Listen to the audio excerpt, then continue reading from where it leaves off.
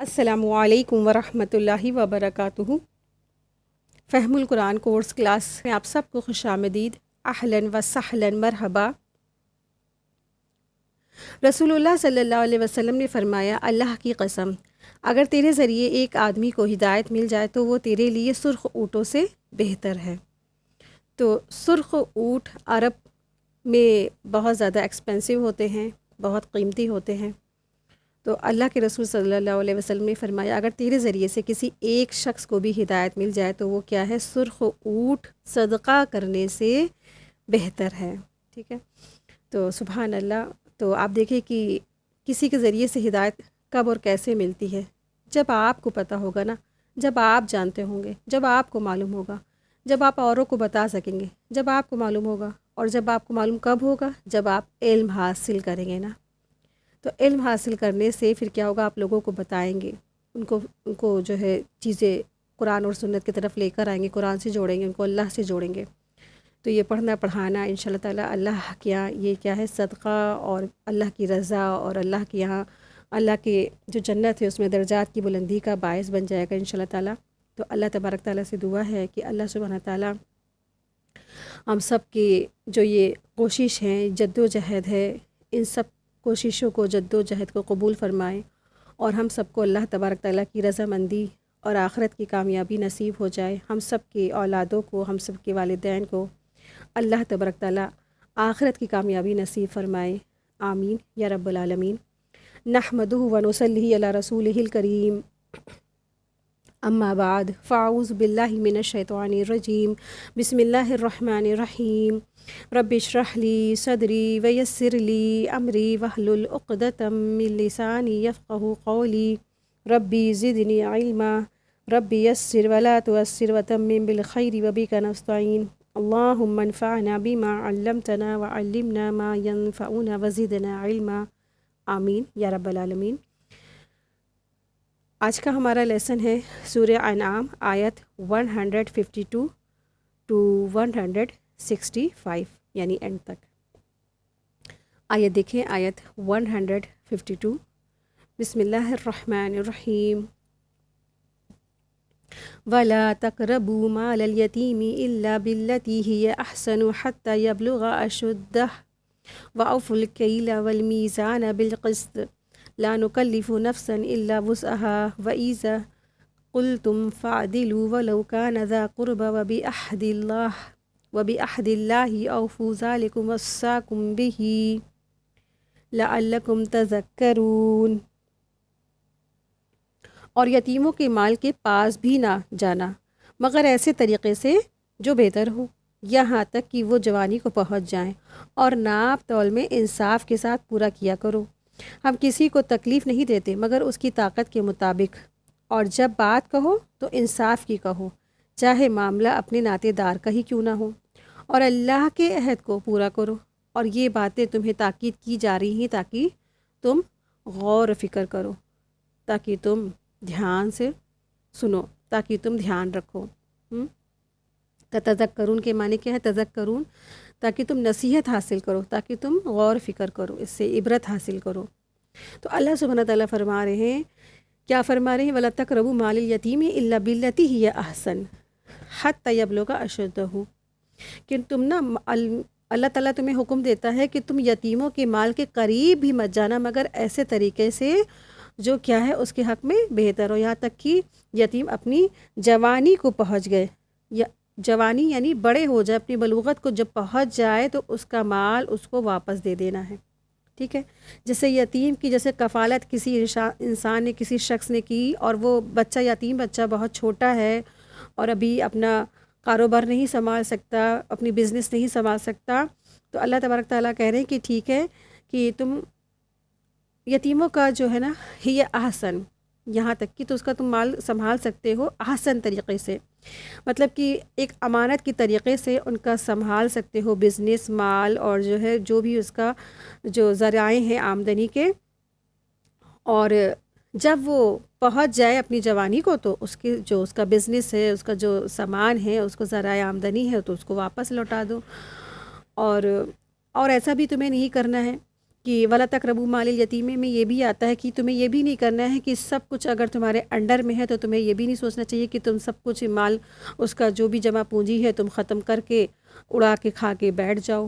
تو ولا تقربوا مال الیتیم ہے کہ تو تم نا یتیموں کے مال کے قریب بھی مت جانا، کہ تمہیں یتیموں کے مال اڑا کے کھا کے برباد کرنے کے ختم کرنے کی کوئی ضرورت نہیں ہے. اس کے مال کو جو ہے احسن طریقے سے استعمال کرو، اس کی اسی سے پرورش کرو. ہاں جب وہ بڑا ہو جائے تو اس کا مال، اس کا جو مال تجارت ہے، اس کی جو بھی امانتیں ہیں ان کو واپس سونپ دو. وَأَوْفُوا الْكَيْلَ وَالْمِيزَانَ بِالْقِسْطِ، اور ناپ تول کو جو میزان ہے انصاف کے ساتھ پورا کرو، اور ناپ تول پورا انصاف کے ساتھ دیا کرو. تو یہاں پر جو اللہ سبحانہ تعالیٰ فرما رہے ہیں ناپ تول میں انصاف کے ساتھ دینے کو کہا گیا ہے. تو انصاف کے ساتھ دیا جاتا ہے، لیکن ناپ تول میں کمی کب کی جاتی ہے؟ تو ناپ تول میں کمی کرنا یعنی لیتے وقت تو جب انسان لیتا ہے تو پورا لے لیتا ہے، مگر دیتے وقت کیا کرتا ہے؟ تو ایسا نہیں دیتا ہے نا، وہ ڈنڈی مار دیتا ہے، حق تلفی کر دیتا ہے، دوسروں کو کم دیتا ہے. تو یہ نہایت کیا ہے؟ برا اخلاق ہے اور گری ہوئی بات ہے. یعنی جب آپ کو دینے کا وقت ہوتا ہے، جب آپ کسی سے لے رہے ہیں تو لیتے وقت تو آپ تو پورا لیں گے، لیکن جب آپ کی باری دینے کی آتی ہے تو آپ تو جو ہے پیچھے ہٹ جاتے ہیں، پیچھے ڈنڈی لگا دیتے ہیں، کچھ نہ کچھ بہانے بنا دیتے ہیں، ہیلے سازیاں بنا دیتے ہیں. تو اس میں حقوق بھی آتے ہیں، حقوق العباد بھی آتے ہیں، بندوں کے حقوق بھی آتے ہیں، والدین کے بھی، اولاد کے بھی. سب میں عدل اور انصاف سے سب میں کام انسان کو لینا ہے. ایک مومن کو عدل اور انصاف سے معاملہ کرنا ہے، کسی کے بھی حق میں ڈنڈی نہیں مارنی ہے. ٹھیک ہے. دراصل ایک قوم تھی، قوم شعیب، اس نے کیا کیا تھا؟ وہ ناپ تول میں ہی کمی کرتی تھی، جس کی وجہ سے اللہ سبحانہ تعالیٰ نے ان کے اوپر عذاب بھیجا تھا. تو ناپ تول میں کمی کرنا دراصل کیا ہے؟ یہ بھی کبیرہ گناہوں میں سے ایک گناہ ہے. اور آپ دیکھیں کہ کوئی بھی چیزیں ہیں، بزنس ہے، تجارت ہے، لین دین کا معاملہ ہے، تو کبھی بھی انسان کو ڈنڈی نہیں مارنی چاہیے.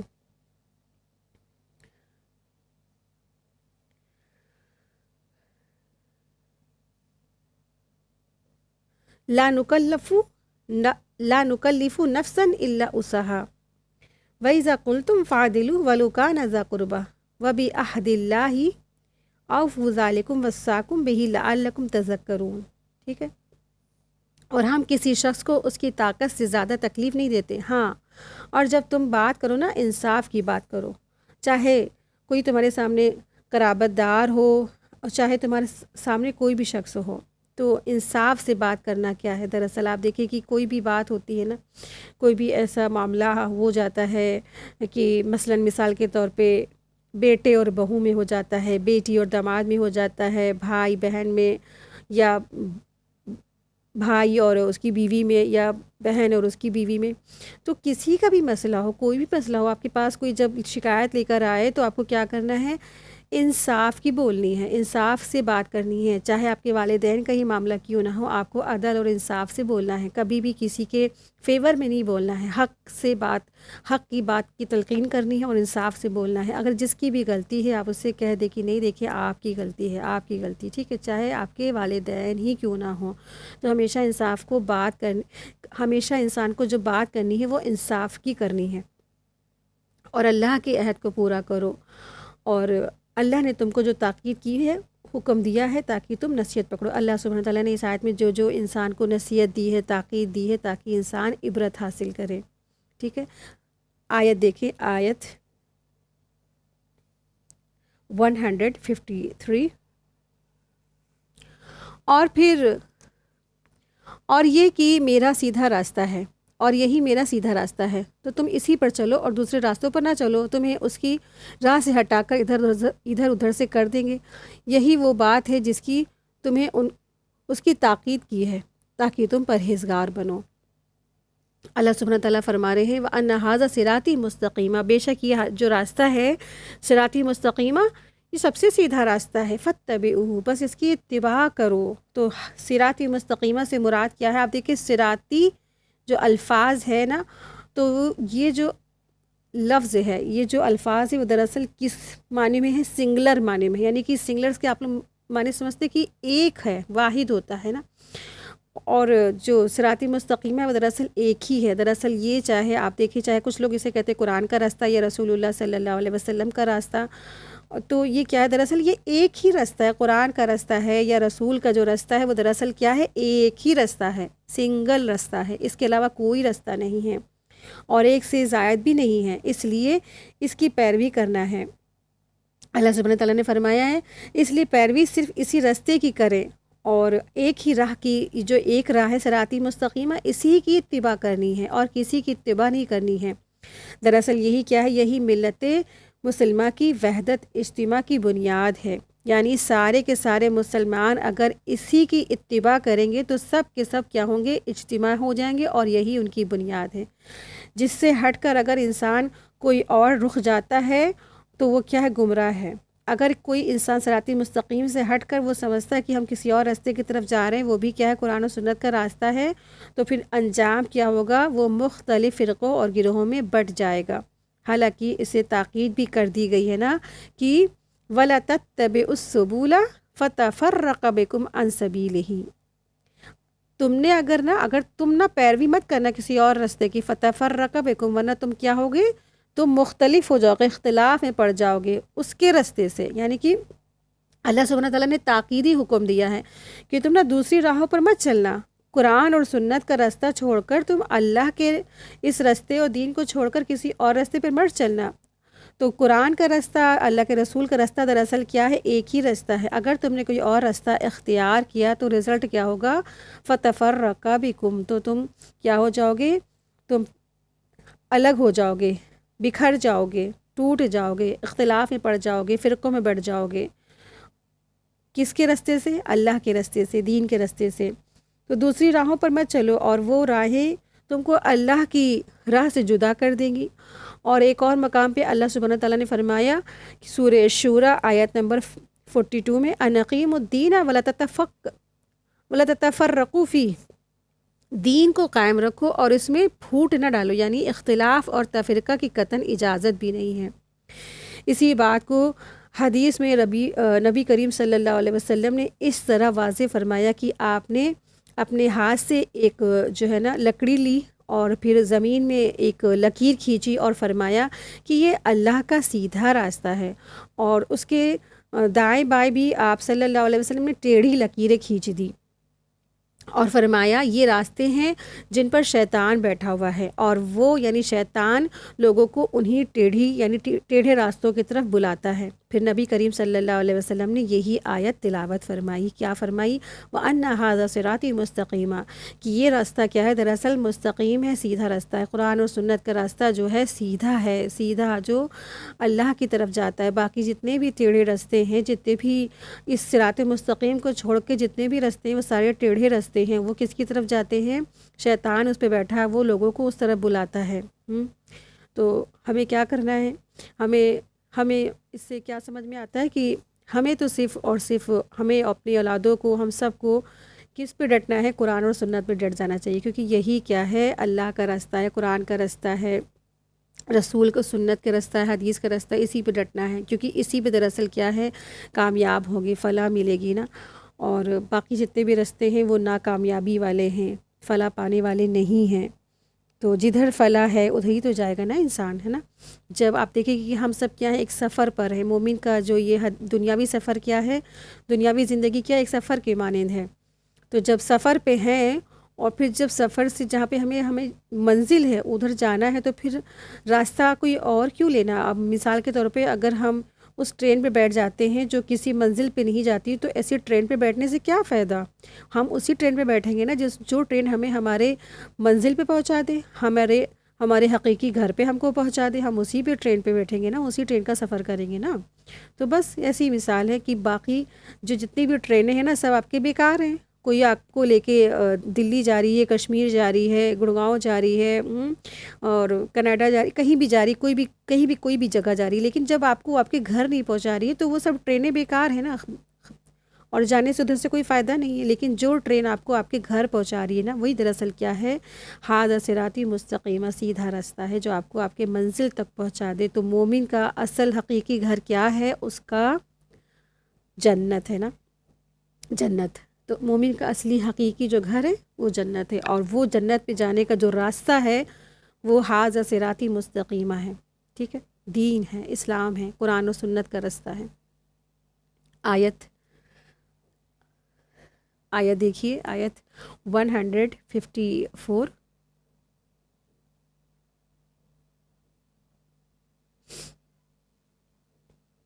ثم آتينا موسى الكتاب تماما على الذي أحسن وتفصيلا لكل شيء وهدى ورحمة لعلهم بلقاء ربهم يؤمنون۔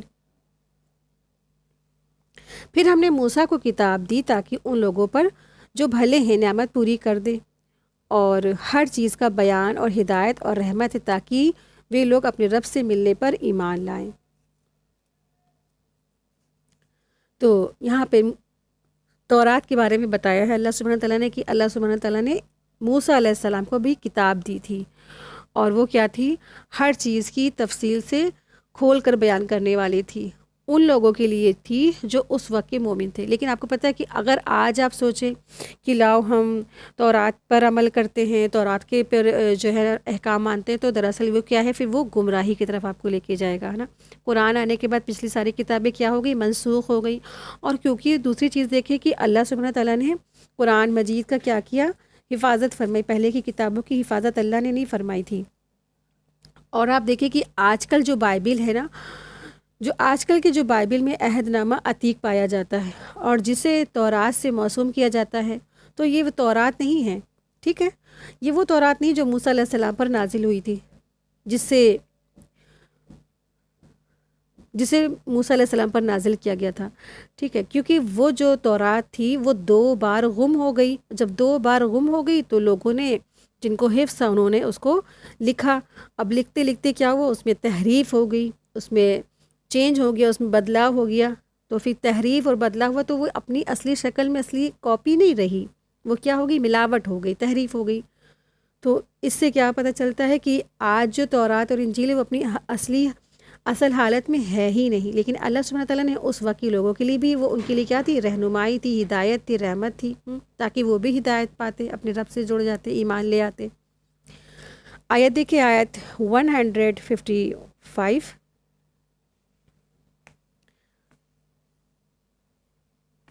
اور یہ کتاب ہم نے ہی اتاری ہے جو برکتوں والی ہے، تو تم اس کی پیروی کرو اور ڈرو تاکہ تم پر مہربانی کی جائے۔ تو یہاں بات کی جا رہی ہے قرآن کریم کی۔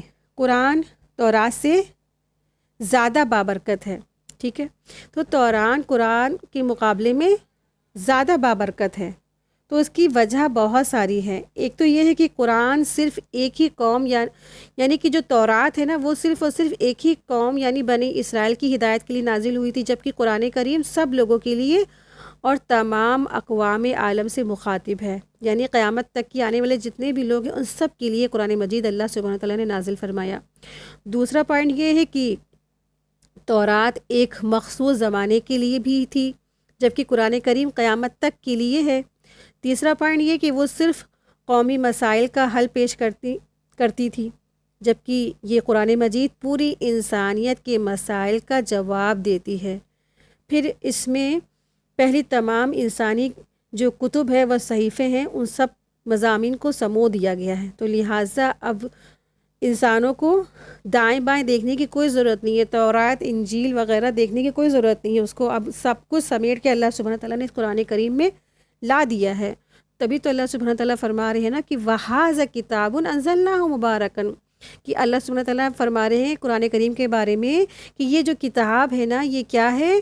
بابرکت ہے۔ یہی جو کتاب ہے، وَهَذَا کس کے لیے آیا ہے؟ اس قرآن کریم کے لیے آیا ہے۔ یہ جو کتاب ہے نا بابرکت ہے، جو نازل کی ہم نے اس کو تمہاری طرف، فَاتَّبِعُوهُ، بس تم کیا کرو؟ اس کی پیروی کرو، وَاتَّقُوا، اور ڈرو، لَعَلَّكُمْ تُرْحَمُونَ، تاکہ تم پر رحم کیا جائے۔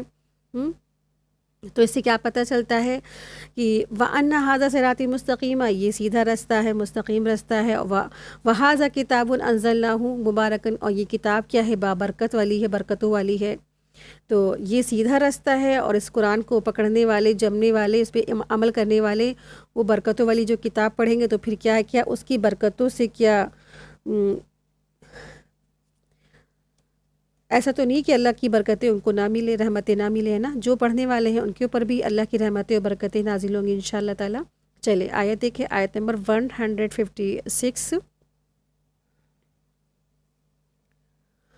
اور ایسا نہ ہو کہ تم کہنے لگو کتاب تو کیول ہم سے پہلے 2 گروہوں پر اتاری گئی ہے اور ہم ان کے پڑھنے پڑھانے سے غافل تھے۔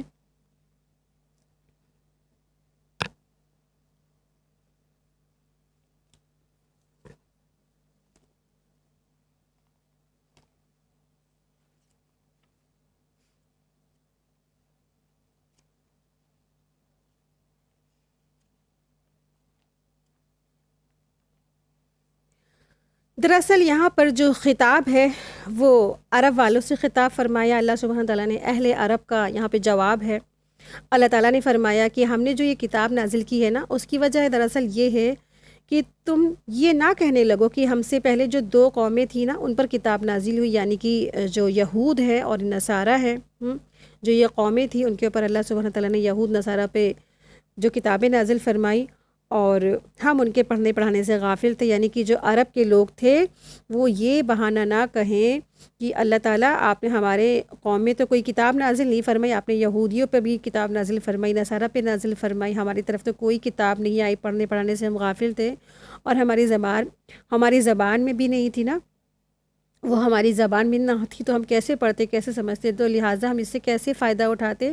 تو اللہ تعالیٰ نے قرآن کریم نازل فرمایا جو عربی میں تھا، تو اس عذر کو ختم کر دیا تاکہ جو یہ بہانہ بنا سکے، یعنی عرب کے لوگ بہانہ کوئی نہ بنا سکے کہ ہم کیسے پڑھتے، ہم کیسے مانتے، ہم اللہ آپ کے کیسے احکام جانتے۔ تو اللہ تبارک تعالیٰ نے ان کے اس بہانے کو، اس عذر کو ختم کر دیا۔ اللہ تبارک تعالیٰ فرما رہے کہ ہم نے تو اس کتاب کو نازل فرمایا، اگر ہم اس کتاب کی جو نازل ہوتی ہے تو خوب اچھی طرح سمجھ لیتے، تاکہ وہ جو قوم تھے نا، عرب کے لوگ تھے نا، وہ بہانے نہ پیش کر سکے، یا اللہ کی اگر آپ نے ہماری طرف کتاب نازل فرمائی ہوتی تو ہم بھی ہدایت یافتہ ہوتے، ہم بھی اللہ آپ کے اچھے جو احکامات تھے وہ مانتے، اس کو فالو کرتے اور ہم بھی ہدایت یافتہ لوگوں میں شامل ہو جاتے، تو تاکہ ان کی حجت تمام ہو جائے، ٹھیک ہے۔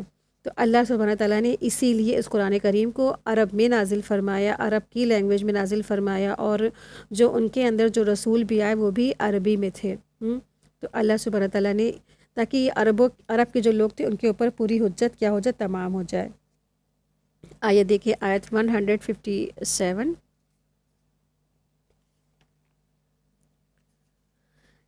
یا یہ کہنے لگو کہ اگر ہم پر کتاب اتاری گئی ہوتی تو ہم ان لوگوں سے بڑھ کر سیدھی راہ پر ہوتے، تو اب تمہارے پاس تمہارے رب کی طرف سے دلیل اور رحمت آ گئی ہے، تو اس سے بڑھ کر ظالم کون ہوگا جو اللہ کی آیتوں کو جھٹلائے اور ان سے پلٹ جائے، ان سے پھر جائے۔ جو لوگ ہماری آیتوں سے روکتے ہیں انہیں ہم اس روکنے کی وجہ سے جلد ہی بری سزا دیں گے۔ فقط جاءکم بینۃ من ربکم وہدی ورحمہ، کہ تمہارے پاس نا تمہارے رب کی طرف سے واضح دلیل آ چکی، یعنی قرآن کریم آ چکا ہے، یہ ہدایت بھی ہے، رحمت بھی ہے، اب اس پر عمل کرنا اور ہدایت پر چلنا تمہارا کام ہے۔ تو اس کے بعد اللہ سبحانہ تعالیٰ نے فرمایا فمن اظلم ممن کذب بآیات اللہ وصدف عنہا، کہ اس سے بڑھ کر ظالم کون ہوگا جو اللہ کی آیت کو جھٹلائے اور جو شخص اس پر عمل کرنا چاہے تو اس کو عمل سے روکے اور باز رکھے، یعنی کہ خود بھی اللہ کی آیت کو جھٹلائے، اور یعنی کوئی اور اگر اس راہ پہ جاتا ہے تو اس کو جانے بھی نہیں دیتے، اس کو روک دیتے ہیں نا، اللہ کی راہ سے روکتے ہیں، لوگوں کو پھیر دیتے ہیں۔ تو اللہ کی کتاب نازل ہونے کے بعد اس پر عمل کرنے کی بجائے جھٹلانا اور خود بھی عمل نہ کرنا اور دوسروں کو روک دینا، یہ خود تو ہلاکت پہ ہے اور عذاب میں ڈالنے کا ذریعہ بھی ہے، یعنی کہ انسان جب ایسا عمل کرتا ہے تو خود بھی جلے گا اور کیا کرے گا، اور ہلاکت میں اپنے آپ کو ڈالے گا۔ سنجزی الذین یصدفون عن آیاتنا سوء العذاب بما کانوا یصدفون،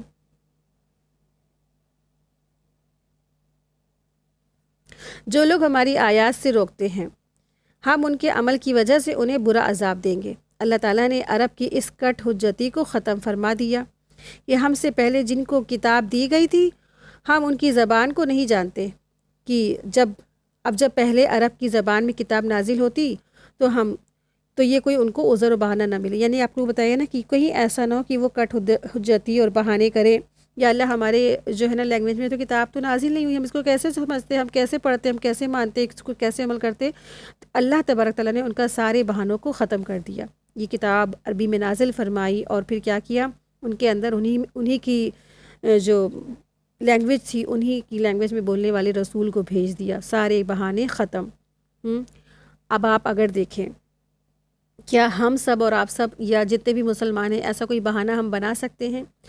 آج تو وہ چیزیں ڈیولپڈ ہوئی ہیں نا کہ ایک بٹن کلک کرتے سارا کا سارا قرآن آپ کے سامنے، سب تفسیر آپ کے سامنے، ساری حدیثیں نا، کتنی چیزیں آپ کے سامنے. کیا ہم یا مسلمان جتنے امت مسلمہ ہیں، ہم سب یہ بہانہ بنا سکتے کہ اللہ کہ ہم علم حاصل ہم کیسے کرتے؟ ہمارے پاس تو کوئی ذرائع ہی نہیں تھے، ہمارے پاس تو فلاں چیز نہیں تھی، یا ہم کاغذ اور دوات ہم کہاں سے لاتے، یا ہم الیکٹریسٹی کدھر سے لاتے، ہم فون کیسے چارج کرتے، یا ہمارے پاس موبائل نہیں تھا، یا ہمارے پاس گیجٹس نہیں تھا، یا ہمارے پاس لیپ ٹاپ نہیں تھا، یا ہم پورے زندگی بیمار پڑے رہنا. ہم کیا بہانہ بنائیں گے نا؟ کچھ بھی بہانہ نہیں، کوئی عذر نہیں.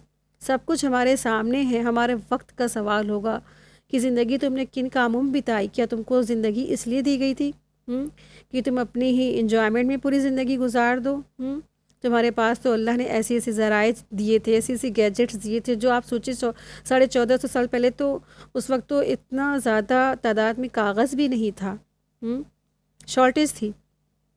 آج اللہ نے الحمدللہ اتنی چیزیں دیے ہیں، تو کوئی تو وجہ ہوگی، کوئی تو مقصد ہوگا نا کہ اللہ تبارک تعالیٰ چاہتے ہیں کہ ہر انسان جانے کہ قرآن کریم سمجھے، پڑھے، غور و فکر کرے. سر پوری کتابیں اپلوڈڈ ہیں، لاکھوں کتابیں نہیں کروڑوں کتابیں قرآن کریم کی، اور اس کی ترجمانی ہر لینگویج میں، ہندی، انگلش، اردو، بنگالی، گجراتی، ہر کنٹری کی لینگویج میں. اور ہندوستان میں کتنے ہیں جو سٹی، ان سب کی لینگویج میں قرآن موجود ہے. رومن اردو تک کی کا قرآن موجود ہے. یہ کوئی ہے سمجھنے والا جو غور و فکر کرے؟ کوئی بہانہ نہیں چلنے والا.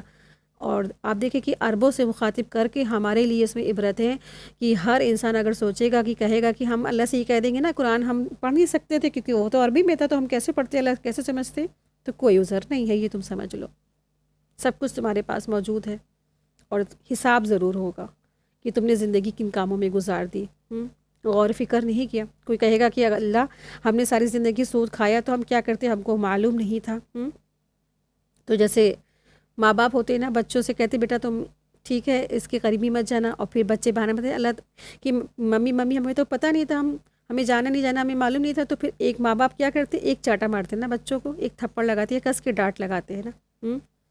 تو آپ دیکھیں کہ بندے اگر یہ کہیں گے کہ اللہ ہمیں تو نہیں پتہ تھا نا کہ قرآن میں کیا لکھا ہے، سود کھانا ہے نہیں کھانا ہے، کیا آپ نے کہا تھا ہمیں تو نہیں پتہ، جبکہ اتنا بڑا کتاب ہمارے گھروں میں موجود ہے، ہم اس کو کبھی سمجھتے نہیں، پڑھتے نہیں ہیں، اور آنکھیں بند کر کے ایک پٹیاں باندھ کے زندگی گزار رہے ہیں. تو کیا پکڑ نہیں ہوگی، کیا پوچھ نہیں ہوگی؟ اللہ سبحانہ تعالیٰ نے فرما بھی دیا ہے کہ ان عذابی لشدید، بے شک میرا عذاب کیا ہے، سخت ہے. تو انہی لوگوں کے لیے سخت ہوگا جو آج آنکھوں پر پٹی باندھ کر زندگی گزار رہے ہیں. آیت 158. کیا یہ لوگ اس کا انتظار کر رہے ہیں کہ ان کے پاس فرشتے آ جائیں، یا خود تمہارا رب آ جائے، یا تمہارے رب کی کوئی نشانی آ جائے؟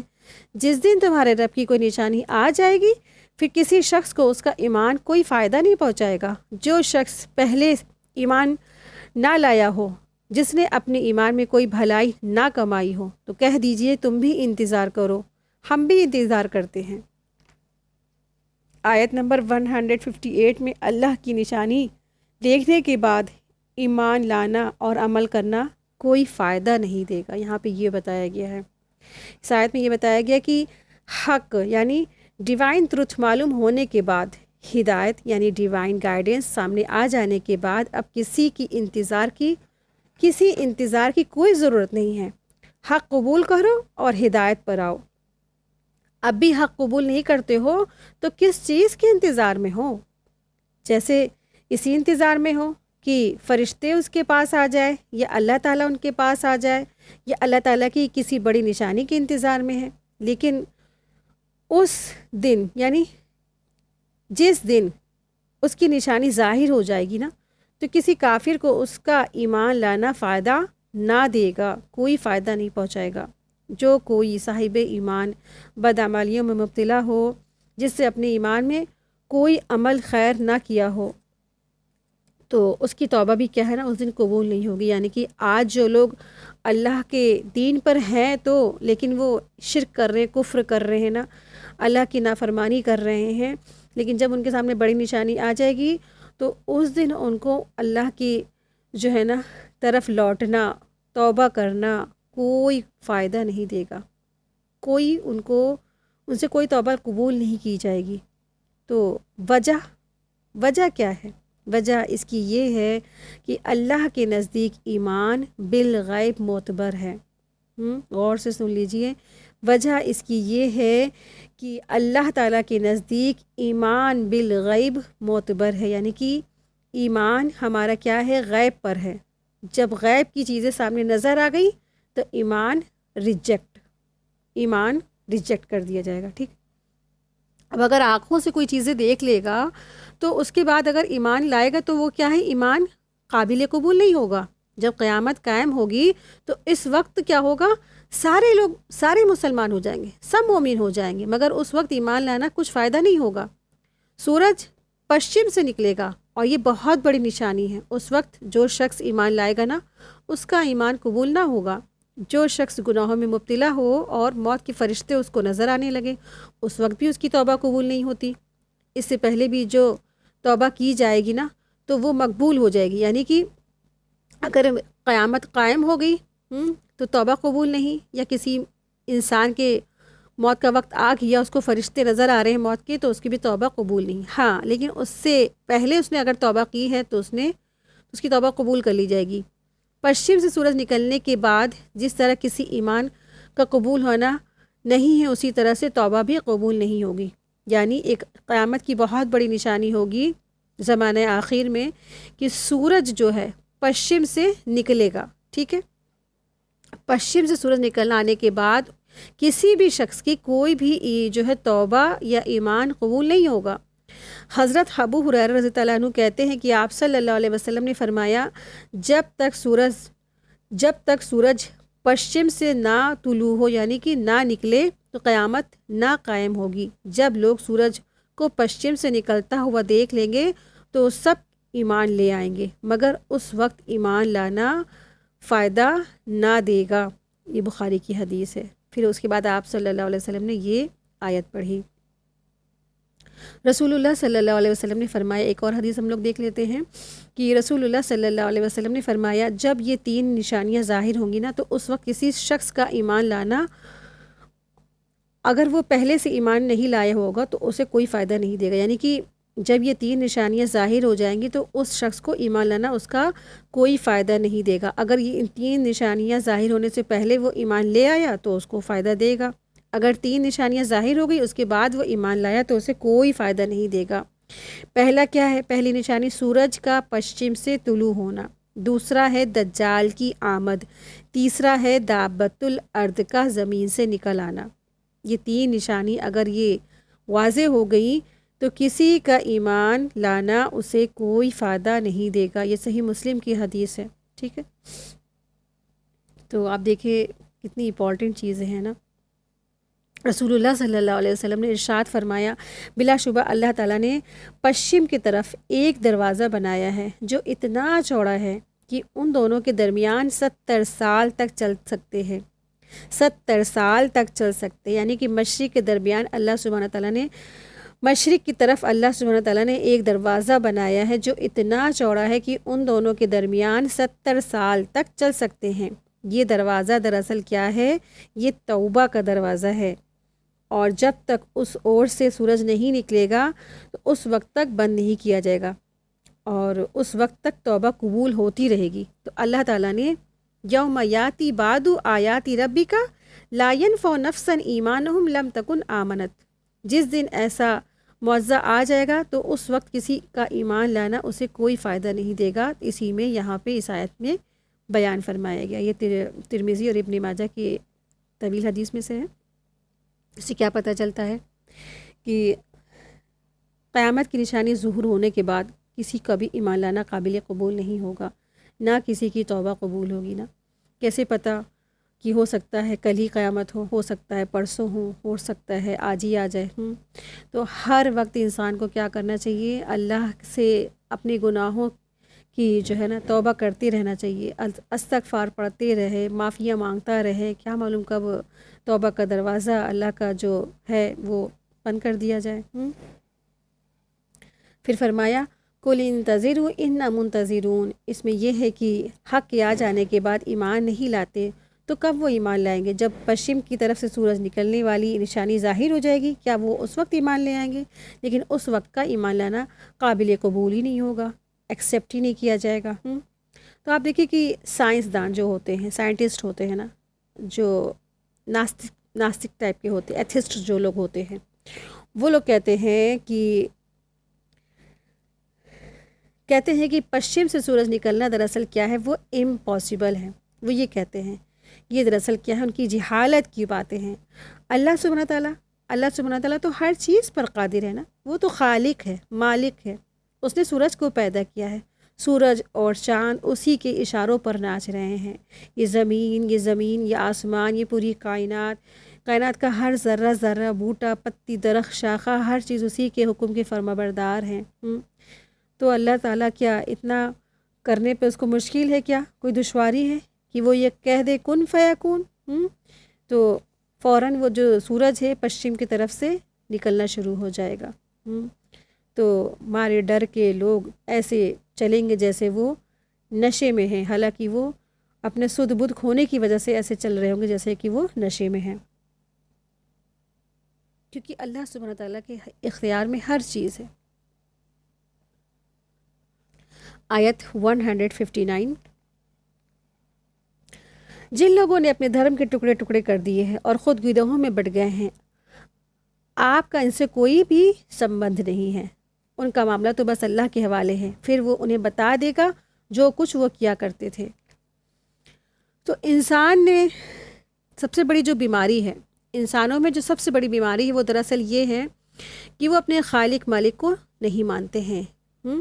ان الذین فرقوا دینہم وکانوا شیعا لست، کہ بے شک وہ لوگ جنہوں نے اپنے دین کو ٹکڑے ٹکڑے کر دیے اور وہ ہو گئے گروہوں میں۔ تو جو شیعان الفاظ آیا ہے، کبھی بھی یہ مت سمجھیے گا کہ جو شیعان جو الفاظ ہے تو یہ جو ہمارے یہاں جو ایک گروہ جو بٹ گیا وہ شیعہ ہیں، ٹھیک ہے؟ یہ شیعہ اس لیے الفاظ آیا ہے، اس کی عربک میننگ کیا ہے؟ گروہ، ٹھیک ہے؟ گروہ کے معنی میں آتا ہے۔ تو انسانوں میں سب سے بڑی جو بیماری ہے کہ وہ اپنے خالق مالک کو مانے یا نہ مانے، لیکن اس کے ساتھ شرک کرے اور نبیوں کے ذریعے بھیجی گئی کتاب اس کے دین کو جھٹلائے۔ اور دوسری گمراہی یہ ہے کہ وہ اللہ کو بھی مانے، اس کے بھیجے ہوئے دین کو ماننے کا دعوے دار بھی ہوں، لیکن اللہ کے دین میں اپنی طرف سے ایسی باتیں ایڈ کر دے، داخل کر دے جو اللہ تعالیٰ کے دین میں نہیں۔ دراصل یہ کس کی ہے چالاکی، کس کی ہے چال؟ دراصل یہ شیطان کی بہت بڑی چال ہے۔ انسان کو اس نے گمراہ کیا، اپنے خالق مالک سے اس کو پھیرا، پھر اس کے بعد جو لوگ دین میں ایڈ بھی ہیں تو ان کو اس نے گمراہ کر دیا، اللہ کے ساتھ اوروں کو شریک ٹھہروا دیا۔ بہت سے لوگ جو بھی کہتے ہیں کہ ہم نے نا اللہ کے دین کو قبول کر لیا، اسلام تو ہم لے آئے ہیں جو اس نے اپنے رسولوں کی کتابوں کے ذریعے سے ہمیں بھیجا تھا۔ ان میں سے کچھ لوگ ایسے بھی ہوتے ہیں جو شیطان اپنا یہ دعویٰ ان پر چلاتا ہے کہ ان کو ایسی سوچ اور وہم میں مبتلا کر دیتا ہے جن کی وجہ سے وہ اللہ کے بھیجے ہوئے دین سے باہر ہو جاتے ہیں، مطلب ہوتے تو وہ اسلام میں ہیں لیکن اسلام سے وہ باہر ہو جاتے ہیں۔ کیوں؟ کیونکہ وہ اپنے خیال کی وجہ سے دین کے اندر ایسی چیزیں ایڈ کر دیتے ہیں، وہ دراصل وہ حقیقت میں وہ دین سے باہر ہوتے ہیں، وہ بدعات میں مبتلا ہو جاتے ہیں۔ وہ یہ سمجھتے ہیں کہ ہم اللہ کے مقبول بندے ہیں، لاڈلے بندے ہیں، لیکن وہ اللہ کی نظر میں کیا ہوتے ہیں؟ دراصل مردود ہوتے ہیں۔ جیسے یہود و نصارہ کی گمراہی مشہور ہے نا، یہود نصارہ نے بھی کیا کیا تھا؟ یہی تو دعویٰ کیا تھا کہ ہم اللہ کے بیٹے، ہم اللہ کے پیارے ہیں۔ یہود کا دعویٰ تھا کہ ہم بھی اللہ کے بہت قریبی ہیں، بہت لاڈلے ہیں، لیکن اللہ کے دین کو چھوڑ کر انہوں نے کیا کیا؟ جس کی بنیاد ہی توحید پر نہیں ہے نا، وہ مشرک ہے نا۔ انہوں نے اللہ کے ساتھ حضرت عزیر علیہ السلام کو بیٹا کہا، اللہ اللہ کا بیٹا بنا دیا، اور حضرت عیسیٰ علیہ السلام پر ایمان بھی نہیں لائے، حد سے گزر گئے اور ان کے قتل کرنے پر بھی تل گئے۔ پھر حضرت محمد صلی اللہ علیہ وسلم پر بھی وہ ایمان نہیں لائے۔ اور نصارہ بھی کیا تھے؟ نصارہ یعنی کرسچن، وہ بھی دین سے ہٹ گئے، انہوں نے اپنے دین میں شریک ٹھہرا لیا۔ انہی میں سے کسی نے کہا کہ حضرت مسیح علیہ السلام مریم کے بیٹے ہیں، حضرت مسیح بن مریم کے بارے میں کہا، اور عقیدہ گڑھ لیا کہ جو مریم ہے وہ اللہ کی ذات کا ہے، اللہ کی ذات ہے انہی میں، اللہ کی ذات کا نام ہے۔ مریم کے بیٹے ابن مریم کیا عیسیٰ علیہ السلام کیا ہے؟ اللہ کی ذات کا نام ہے۔ اور بعض لوگوں نے یہ بھی کہا کہ اللہ کا بیٹا انہیں بتا دیا، اور بعض لوگوں نے یوں کہا کہ معبود تین ہے، یعنی اللہ کے ساتھ حضرت عیسیٰ علیہ السلام اور ان کی والدہ بھی معبود ہیں۔ پھر بعض یہود نے کیا عقیدہ کفر گڑھ لیا، یہ کہا کہ اس بات پر بھی وہ عقیدہ رکھتے ہیں کہ اگر وہ حضرت عیسیٰ علیہ السلام کو قتل کر دیں گے تو ہم اپنے گناہوں سے کیا ہو جائیں گے، ہمارا کفارہ ادا ہو جائے گا۔ یہ اس طرح سے شیطان نے ان لوگوں کو گمراہ کر دیا تھا، ایسے وسوسے ڈال کر کے۔ اور پھر عیسائی کیا کرتے ہیں؟ ان کے نزدیک کیا ہے؟ سنڈے کے دن جا کے چرچ میں جا کے بعض گناہ کو پوپ کے سامنے بیان کر دینے سے وہ سمجھتے ہیں ہمارے گناہوں کا کفارہ ہو جائے گا ہے۔ پھر ان کا ایک حوض ہوتی ہے، اس میں وہ جا کے ڈپ ہو جاتے ہیں تو سمجھتے ہیں ہم گناہوں سے بالکل پاک صاف ہو گئے۔ بعض تو سمجھتے کہ ہم بالکل صاف ہو گئے۔ تو یہ دراصل کیا ہے؟ یہ سب گمراہ کن عقیدے ہیں۔ اور آپ دیکھیں کہ یہ آیت ہم جو ہے نا یہود نصارہ کے بارے میں بھی لے سکتے ہیں، اور ہر سارے کے سارے جتنے بھی مسلمان ہیں سب لوگ اپنے اوپر لے، کیونکہ یہ دراصل حکم عام ہے، یہ آیت عام ہے سب کے لیے، سب لوگ اس میں ہیں۔ جو لوگ دین اپنا لے کے بٹ گئے ہیں وہ کیا ہے؟ وہ گمراہ ہے۔ دراصل کیا ہے؟ ان ھذا صراط مستقیمہ، دراصل جو صراط المستقیم کا جو راستہ ہے، وہ جو سیدھا راستہ ہے، وہ قرآن اور سنت کا راستہ ہے۔ جس نے بھی اپنا دین گڑھ لیا، جس نے بھی اپنے آپ کو الگ کر لیا قرآن و سنت سے، اور جس نے بھی اپنے آپ کو توحید سے الگ ہٹا کے کسی اور دین پہ لے کے گیا، تو وہ کیا ہے؟ وہ بٹ گئے گروہوں میں۔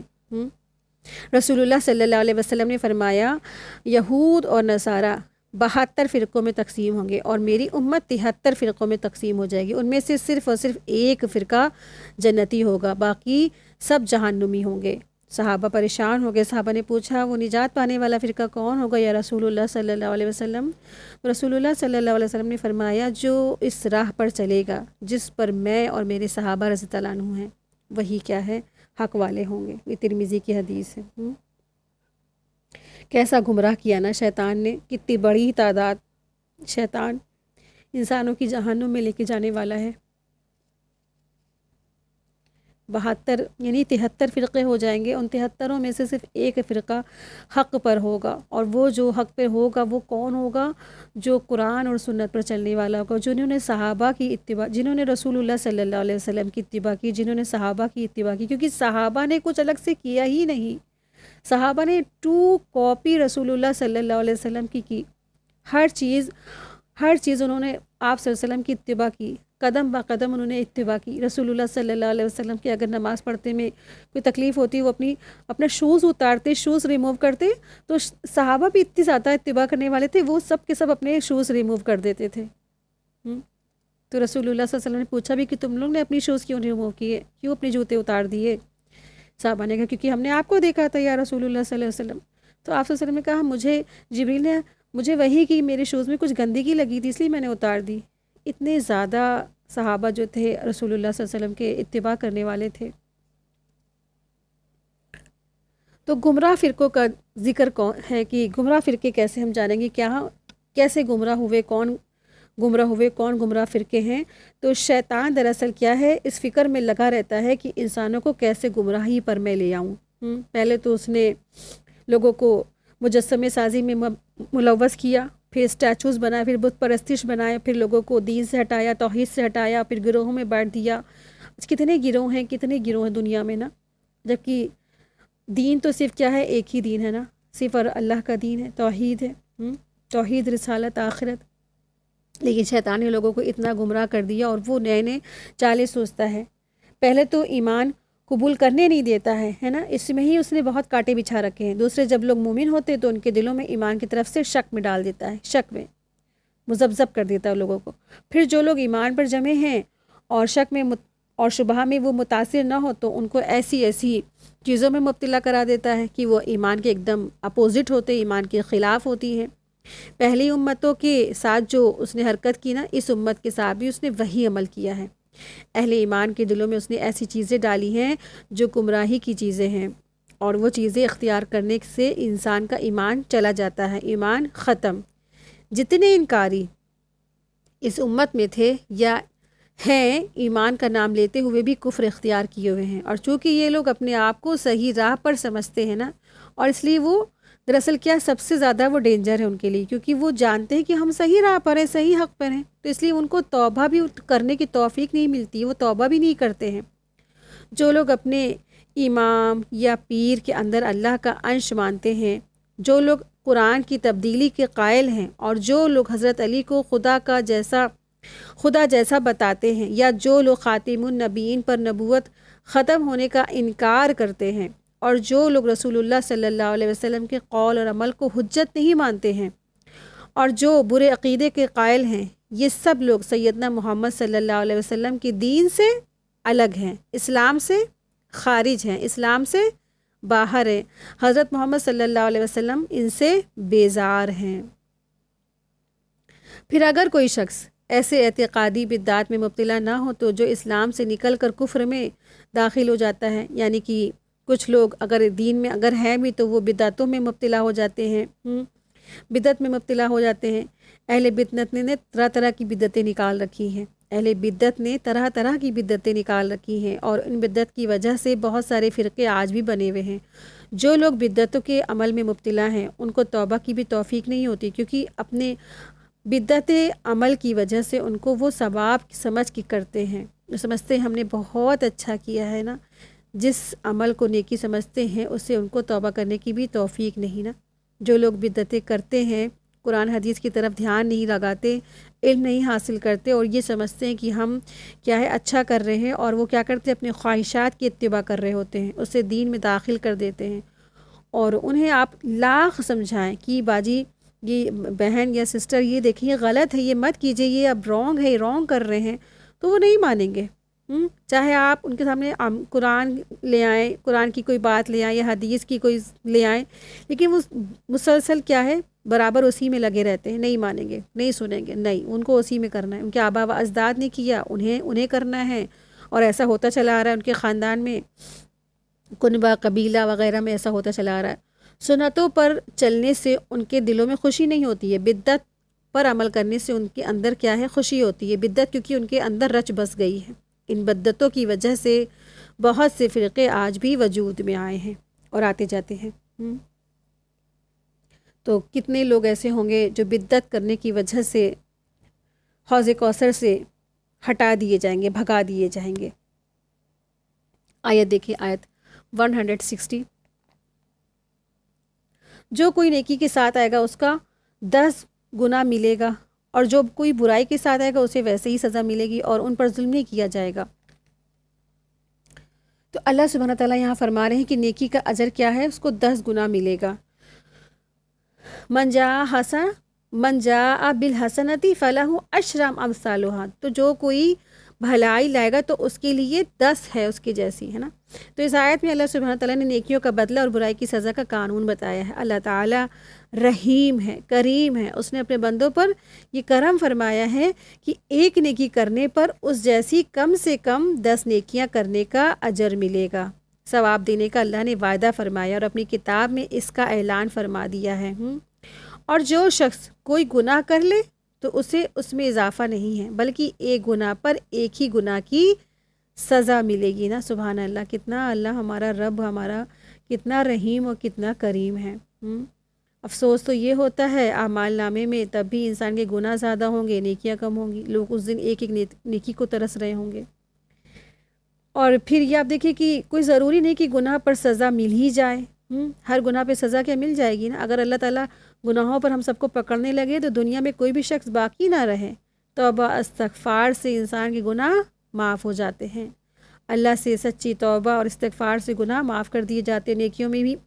اور نیکیاں دراصل کیا ہیں، جب انسان کچھ ایسی نیکیاں کرتا ہے نا تو اس سے بھی گناہ معاف ہو جاتے ہیں. جیسے انسان نماز پڑھ رہا ہے، وضو کر رہا ہے نا، روزے رکھ رہا ہے، تو اس کے پچھلے گناہ جو چھوٹے چھوٹے گناہ ہوتے ہیں اللہ تبارک تعالیٰ ان کو معاف فرما دیتے ہیں، اور نیکی کا جو 10 گناہ ہے ثواب عطا فرماتے ہیں، اور رمضان میں 70 گناہ تک پہنچ جاتا ہے یہی. تو یہ کم سے کم درجہ ہے کہ اللہ تعالیٰ نے 10 نیکی، ایک نیکی کا بدلہ 10 نیکی رکھی ہے. تو اللہ چاہے تو اسے اور بھی زیادہ ثواب دے سکتا ہے. سورہ بقرہ آیت نمبر 36 میں اللہ سبحانہ تعالیٰ نے فرمایا کہ جو لوگ اللہ کی راہ میں مال خرچ کرتے ہیں تو ان کا جو ثواب بتاتے ہوئے فرمایا کہ ان کی مثال تو ایسی جیسے ایک دانہ ہو، اور اس دانے میں 7 بالی نکلی ہو، اور ہر بالی میں 100 دانے ہوں. پھر آخری میں اللہ سبحانہ تعالیٰ نے کیا فرمایا تھا؟ واللہ یضاعف لمن یشاء. فرما دیجئے کہ اللہ سبحانہ تعالیٰ تو وہ ہے جس کے لیے چاہتا ہے بڑھا بھی دیتا ہے. یعنی ایک نیکی جو خلوص اور اخلاص اور اللہ کی رضا کے لیے کی کہ جس میں کوئی دکھاوا نہیں، جس میں کوئی احسان جتلانا نہیں، جس میں کوئی بھی اذیت نہیں، جس میں کوئی بھی ریاکاری نہیں، تو وہ ایک نیکی 10 ہو سکتی ہے، 70 ہو سکتی ہے، 700 ہوتی ہے، 7000 ہو سکتی ہے، اور 7 لاکھ تک ہی پہنچ سکتی ہے. تو وہ ایک نیکی. اس سے معلوم ہوتا ہے نا کہ 700 پر بھی کافی نہیں ہے نا، اس سے زیادہ اللہ سبحانہ تعالیٰ جس کے لیے چاہتا ہے بڑھا دیتا ہے. رسول اللہ صلی اللہ علیہ وسلم نے ارشاد فرمایا جس نے اللہ کی راہ میں خرچ بھیجا، جس نے اللہ کی راہ میں خرچہ بھیج دیا، وہ اپنے گھر میں ہی ہوتا ہے، اور اسے ہر درہم کے بدلے 7 لاکھ درہم کا ثواب ہوتا ہے. 7 لاکھ درہم کا ثواب ہوگا. پھر آیت کریمہ اللہ کے رسول صلی اللہ علیہ وسلم نے تلاوت فرمائی واللہ یضاعف لمن یشاء. ابن ماجہ میں یہ حدیث.